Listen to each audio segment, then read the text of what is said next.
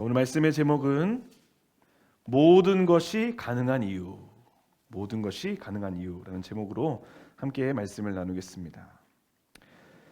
세옹지마라는 말이 있죠. 세옹지마. 복이 화가 되기도 하고 또 화가 복이 되기도 한다. 이 일화는 다 잘 아시죠? 우리 인생을 세옹지마에 많이 비유하고 있습니다. 웃을 때가 있으면 근심하고 걱정되는 일도 있고 또 그러다가도 또 우리에게 좋은 날이 많이 오고 있는 게 우리 인생입니다. 이렇게 우리가 보면 하루에도 몇 번씩 변덕스럽게 마음이 변할 때가 있죠. 그런데 전도서 3장을 보니까 전도서 3장에도 우리 인생의 세옹지마를 이렇게 설명을 합니다. 전도서 3장 4절과부터 8절 말씀에 이렇게 나옵니다. 울 때가 있고 웃을 때가 있으며 슬퍼할 때가 있고 또 춤을 출 때가 있다. 돌을 던져버릴 때가 있고 돌을 거둘 때가 있으며 안을 때가 있고 아는 일을 멀리 할 때가 있다. 찾을 때가 있고 잃을 때가 있으며 지킬 때가 있고 버릴 때가 있다. 찢을 때가 있고 꿰맬 때가 있고 잠잠할 때가 있고 말할 때가 있다. 사랑할 때가 있고 미워할 때가 있으며 전쟁할 때가 있고 평화할 때가 있다. 우리 인생의 세옹지마를 이렇게 성경에서도 표현하고 있습니다. 자, 그런데 문제는 이와 같이 이런 삶을 살면서 우리의 상황이 항상 흔들리잖아요. 이 흔들리는 상황 속에서 마음이 흔들리지 않게 하는 것, 평정심. 사실 이게 참 중요하지 않습니까? 자, 이 평정심에 대해서 성경이 이렇게 얘기합니다. 이사야 26장 3절은 말씀합니다. 자, 말씀 같이 읽어볼까요?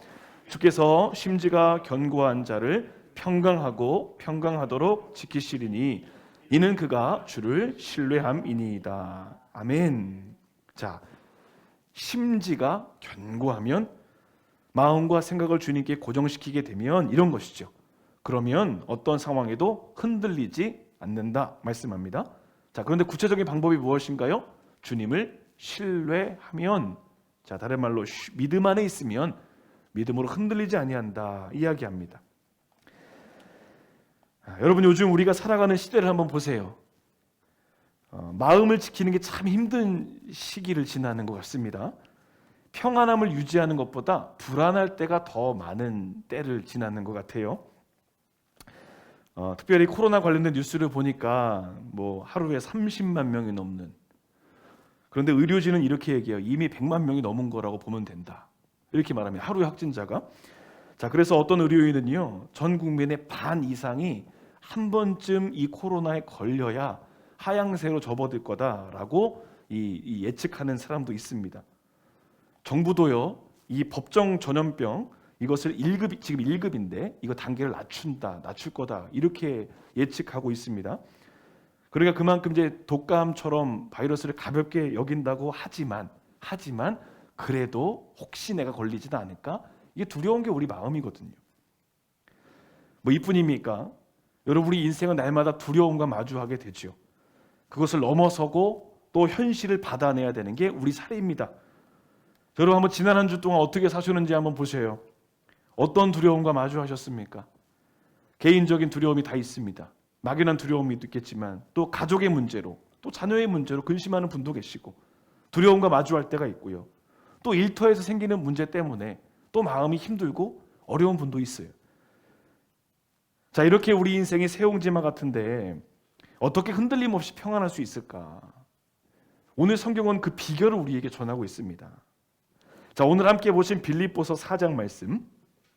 자, 빌립보서는 바울 사도가 수감 생활하다가 기록한 서신이잖아요. 빌립보 교회에 전하는 내용인데, 자, 여기서 핵심 내용이 뭐냐면 복음 안에 있다, 기뻐하라, 이런 내용을 전하고 있습니다. 자, 특별히 10절 말씀 보세요. 10절 말씀 보시면 바울 사도는 빌립보 교회가 헌금한 것이 있거든요. 그 헌금을 기뻐합니다. 자, 11절에 이런 말합니다. 내가 궁핍하기 때문에 이렇게 기뻐하는 게 아니다 말합니다. 자, 이게 무슨 말이냐면 자신이 지금 감옥에 갇혀서 재정적인 상황에서 어려운데 여러분 헌금해 주셔서 참 고맙습니다, 이런 뜻이 아니라는 겁니다. 성도들이 하나님의 나라를 위해서 거룩하게 헌신하는 그 헌신의 마음이 다시 생긴 것, 믿음으로 바로 잘 서는 것, 그 모습이 기쁜 거지 여러분들이 저에게 헌금해 줘서 저희가 기쁜 게 아니에요. 이렇게 지금 이야기하는 게 10절과 11절의 말씀입니다. 자, 그러면서 바울 사도가 하는 말이 뭐냐면 저는 상황에 상관없이 자족하며 사는 게 뭔지를 배웠어요. 이렇게 말합니다. 자, 그런데 여기서 배웠다는 표현을 하죠. 이 배웠다는 말의 의미가 뭐냐면 이 알고 있다, 지식의 개념이 아니라 경험을 통해서 습득되었다는 겁니다. 자, 예를 들어 볼까요? 만약에 한국에 있는 사람이 외국으로 이사를 간다고 생각해 보겠습니다. 처음에는 모든 환경이 새롭죠.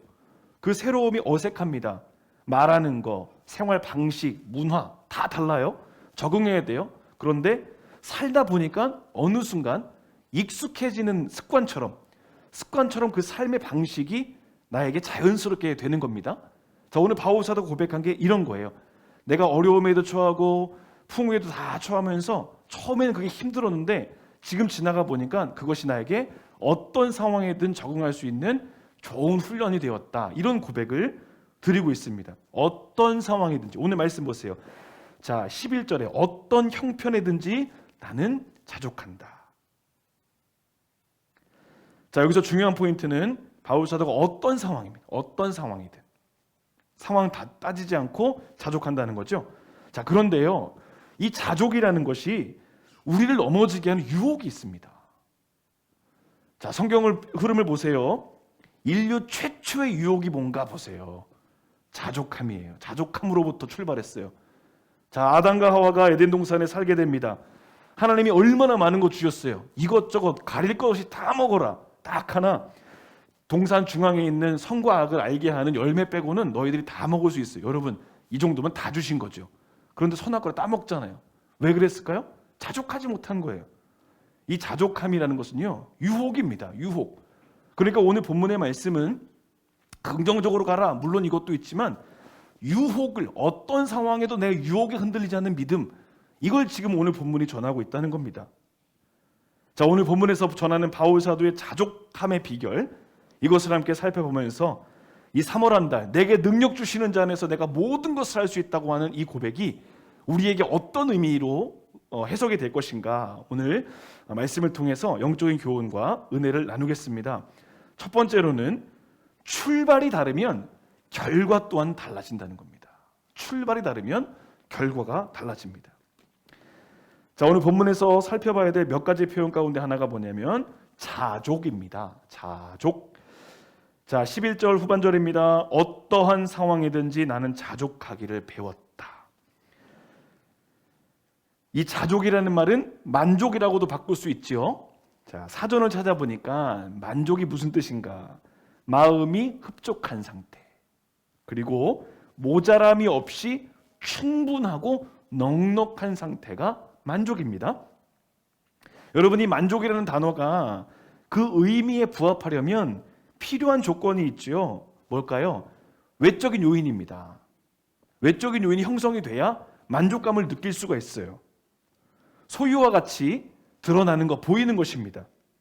만족이라는 단어는 내면으로부터 출발한다고 볼 수도 있지만 외적인 것에서 먼저 채워져야 만족함을 느낄 수 있어요. 자, 그런데 바울 사도가 뭐라고 말하냐면 나는 어떤 상황이든지 만족한다 말합니다. 자, 오늘 본문에서 자족이라고 해석한 이 원어를 보니까 그 당시 빌립보 사람들이 살았던 그 당시에 그 철학자들, 스토아 철학자들이 자주 쓰던 단어가 이 자족, 만족이라는 말입니다. 그런데 이 자족과 만족의 개념이 그들은 어떤 개념으로 사용했냐면 이런 겁니다. 크게 기뻐하지도 않아요. 크게 슬퍼하지도 않아요. 다른 사람에게 도움 받지도 않고 다른 사람이 그렇다고 도움을 주는 것도 아니에요. 그냥 나 혼자 그렇게 적당히 살아가는 상태가 바로 자족이에요. 그런데 여기서 뭐라고 이야기하냐면 이 자족의 출발이 뭐냐면 내 안에서 그렇게 자족하는 상태. 이게 이제 그 당시 사람들이 가지고 있던 생각입니다. 인간에게서 출발하는 자족이라는 거죠. 그런데 여러분 생각해 보세요. 인간에게 출발하는 자족은 결코 완벽한 자족이 될 수 없습니다. 반드시 모자람과 부족함과 결핍을 느낄 수밖에 없다는 거죠. 미국의 대부호로 알려진 하워드 휴즈라는 사람이 있습니다. 이 사람이 어떤 사람이냐면 젊은 나이에 엄청 많은 재산을 모았습니다. 여러분 헐리우드 영화 아시죠? 헐리우드 영화 프로젝트를 이 사람이 시작을 했습니다. 그리고 뉴욕의 브로드웨이에서 연극, 뮤지컬 이것도 이 사람이 다 시작을 했습니다. 엄청나게 돈을 많이 벌었죠. 그런 그에게 어떤 기자가 묻습니다. 사람이 행복해지려면 얼마나 돈을 많이 벌어야 됩니까? 그런데 그렇게 많은 돈을 가진 그 부자가 뭐라고 하냐면 무조건 지금보다 더 가져야 됩니다. 이렇게 말을 했답니다. 그런데 참 아이러니한 게 그의 말년을 보니까 참 초라해요. 그가 세상을 떠나는데 장례식장에 참석한 사람이 몇 명인가? 10명도 안 됐답니다. 이 땅에서 많은 것을 소유하고 누려서 만족하지 못하고 살아가는 게 인간으로부터 출발하는 만족이라는 거죠. 오늘 이 바울 사도가 살고 있던 그 시대, 빌립보 시대를 살고 있던 사람들에게 지배적인 게 만족이 그런 거였습니다. 내면에서 출발하는 만족. 그런데요, 오늘 바울 사도가 시작하는 이 만족의 출발점은 무엇일까요? 13절에 나오죠. 능력 주시는 자 안에서. 출발이 내 안에서 시작하는 게 아니라 누구로부터 출발합니까? 주님 안에서. 내 안에서 출발하는 만족은 한계가 있어요. 또 부족해요. 그런데 주님 안에서 출발하니까 어떤 상황에 있든지 나는 만족한다. 이거 정리를 하시면 됩니다. 영의 눈으로 내 상황을 바라보니까 세상의 눈으로 만족할 수 없어도 나는 만족하더라. 이 믿음을 소유하라. 지금 이야기합니다. 출발이 다르죠? 내 안에서 긍정의 힘으로 뭔가 해봐야지, 그래 출발할 수 있어, 할 수 있어 하는 것은 결국에는 한계를 만나지만 주님 안에서 출발하는 만족함, 넉넉함을 누리라는 겁니다. 한민복이라는 분이 있습니다. 한민복. 이분이 시인이신데 긍정적인 밥이라는 시를 쓰셨어요. 한번 시를 읽어드릴게요. 시 한 편에 3만 원이면 너무 박하다 싶다가도 쌀이 2마리인데 생각하면 금방 마음이 따뜻한 밥이 되네. 시집 한 권에 3천 원이면 든 공에 비해 헐하다 싶다가도 국밥이 한 그릇인데 내 시집이 국밥 한 그릇만큼 사람들 가슴을 따뜻하게 데워줄 수 있을까 생각하면 아직도 멀기만 하네. 시집 한 권 팔리면 내게 300원이 돌아온다. 박리다 싶다가도 굵은 소금이 한 되박인데 생각하면 푸른 바다처럼 상할 마음 하나 없네. 자, 물론 같은 상황을 어떻게 보느냐에 따라서 상황이 내게 어떻게 여겨지는가 이걸 보여줍니다. 그럼에도 사실은 이 시도 긍정을 이야기할 뿐이지 출발이 나에게서 출발하는 것은 한계가 분명히 있습니다. 그러나 오늘 바울 사도 뭐라고 이야기합니까? 그리스도 안에서 출발하는 이 관점은 반드시 다른 결과를 만들어낸다는 겁니다. 자, 오늘 바울 사도가 어떤 상황에서든지 자족할 수 있는 이유가 뭡니까? 13절에 다 걸려요. 내게 능력 주시는 자 안에서, 주님 안에서 출발하면 자족한다는 겁니다. 만족의 출발점이 누구인가요? 예수님. 내가 아니라 예수님입니다. 그러니까 없는 상황 중에도 감사할 수 있고 궁핍함 중에도 풍요를 볼 수 있는 영적 눈이 생기더라는 것입니다. 자, 이제 우리의 신앙을 좀 점검해 보실까요? 여러분 어떻습니까? 지금 우리가 느끼는 만족의 출발점은 어디인가요? 환경입니까? 아니면 인간적인 긍정인가요? 여러분 이번 한 주간 또 살아가시죠? 오늘 우리의 만족은 어디에 있는가? 다시 한번 살펴보시면서 예수님으로부터 출발하는 만족, 하늘로부터 출발하는 만족함을 통해서 복된 삶 누리시는 거룩한 삶이 되시기를 우리 주님의 이름으로 축원합니다. 두 번째로는 예수님 안에 거하기를 힘쓰라는 것입니다. 예수님 안에 거하기를 힘쓰라. 자, 방금 바울 사도는 비천함의 상황이든지 풍요의 상황이든지 어떤 상황이든지 나는 만족할 수 있습니다. 고백합니다. 자, 12절 말씀으로 보시죠. 나는 비천에 처할 줄도 알고 풍부에 처할 줄도 알아. 모든 일 곧 배부름과 배고픔과 풍부와 궁핍에도 처할 줄 아는 뭐라고 합니까? 일체의 비결을 배웠다 말합니다. 자, 여기서 살펴볼 또 다른 단어는 바로 배웠다는 표현입니다. 배웠다. 일체의 비결을 배웠다.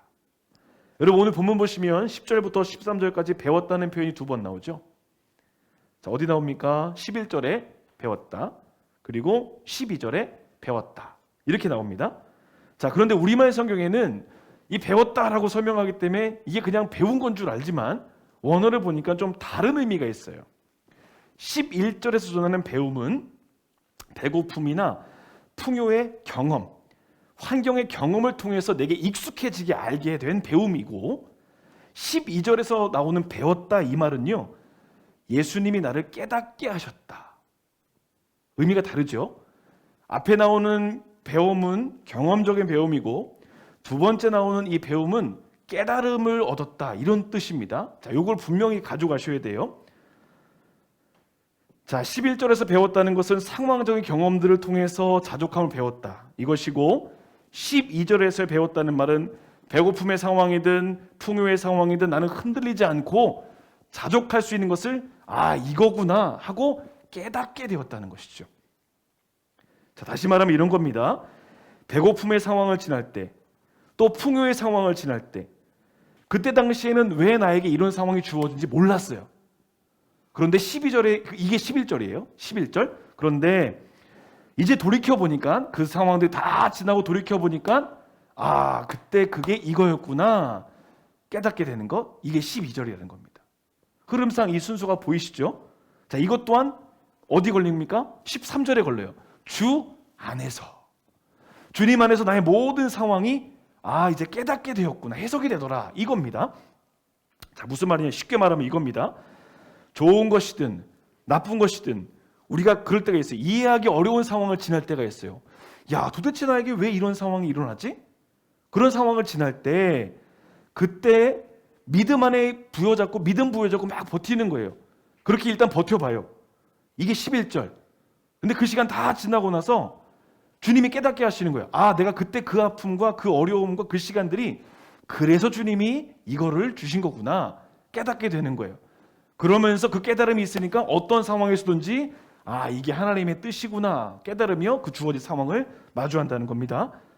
자, 결국 12절에 나오는 모든 상황에서 만족할 수 있는 일체의 비결이 뭐냐?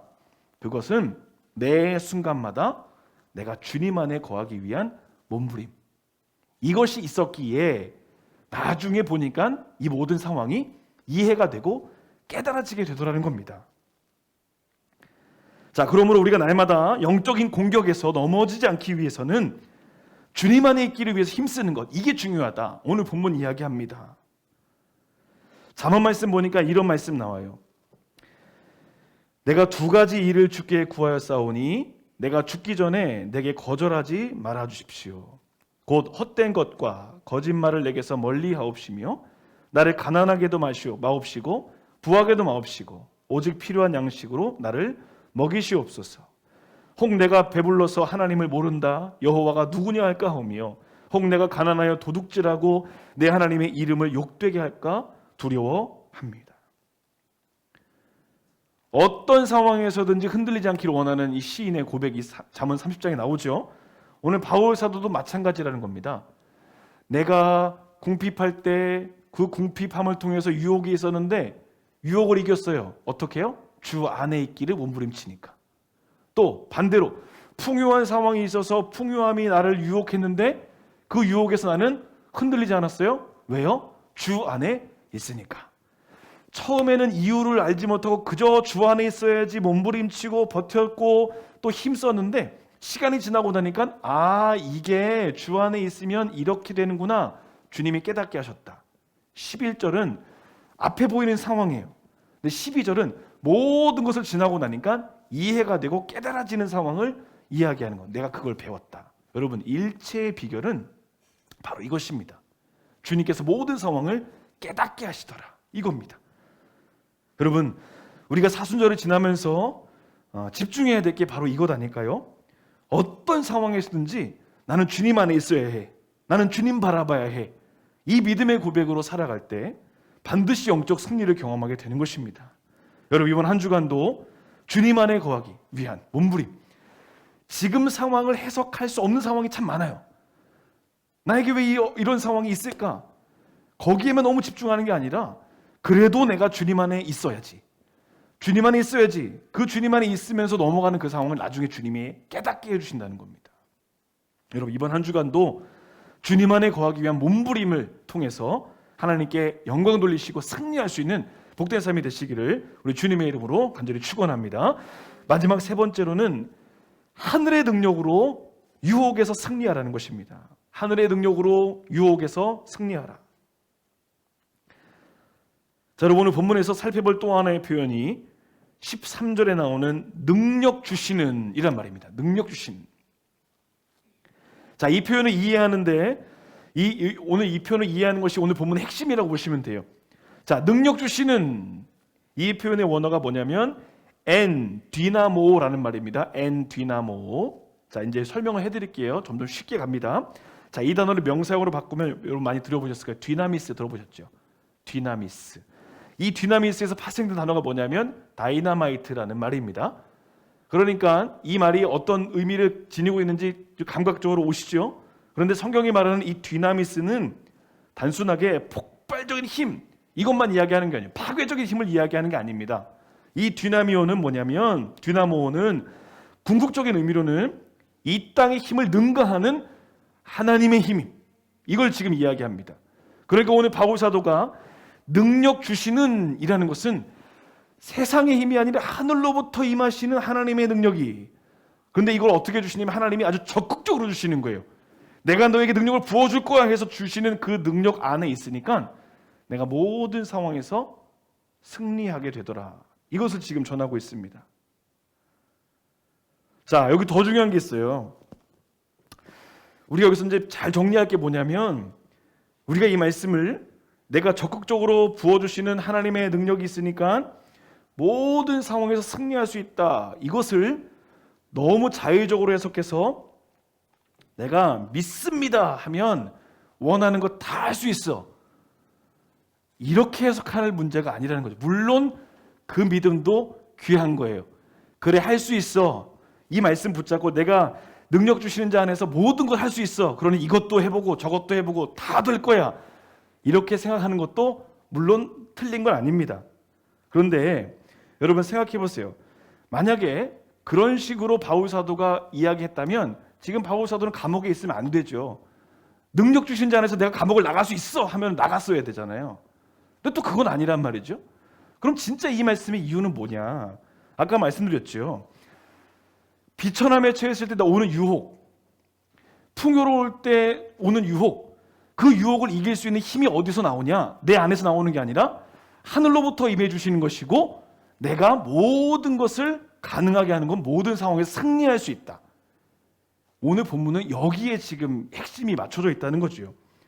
그러니까 오늘 13절 말씀은 말씀을 앞세워서 자신의 욕심을 또 원함을 이루려는 요술방망이처럼 생각하는 게 아니라, 나에게는 하늘에서 공급하시는 주님의 능력이 있기 때문에 배고픔을 만나도 풍요로움을 만나도 그 상황이 주는 어떤 유혹에도 흔들리지 않는 믿음을 소유했다.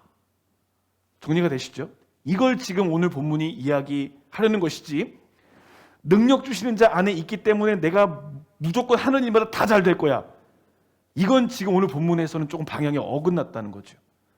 물론 그런 믿음으로 뭔가 추진하는 건 중요한 일입니다. 그렇지만 오늘 본문에서 전하는 전체적인 흐름 속에서 주는 메시지는 뭐냐? 어떤 상황에도 유혹에도 흔들리지 않는 믿음이 주님으로부터 오고 있으니 나는 그 믿음으로 날마다 승리하노라, 이야기하고 있다는 겁니다. 여러분, 뭐가 더 현실적으로 느껴지십니까? 핵심은 뭡니까? 주 안에 있는 것. 주 안에 있을 때 넘어지지 않고 쓰러지지 않는다, 이겁니다. 주 안에 있어야 내 앞에 펼쳐지는 모든 상황에서 유혹에서 승리할 수 있다는 겁니다. 여러분, 우리가 이번 사순절에 이런 은혜를 좀 경험했으면 좋겠습니다. 우리 안에 여러 가지 유혹이 올 때 그 유혹을 이겨낼 수 있는 방법이 뭐냐? 그래, 내 내면으로 뭔가를 이겨내야지가 아니라 주님이 주시는 공급하시는 힘, 그 능력이 있는 것입니다. 오늘 바울 사도에 공급되었던 하늘의 능력, 우리가 구하는 겁니다. 그래서 삶의 자리에서 일어나는 모든 유혹, 승리하는 그런 삶이 오늘 우리 이번 한 주 동안에 또 3월에 시간을 보내는 우리 모두에게 임하게 될 줄로 믿습니다. 이번 한 주간도 능력 주시는 주님 안에서 넉넉하게 승리하시는 복된 삶이 되시기를 우리 주님의 이름으로 간절히 축원합니다. 함께 우리 기도하겠습니다.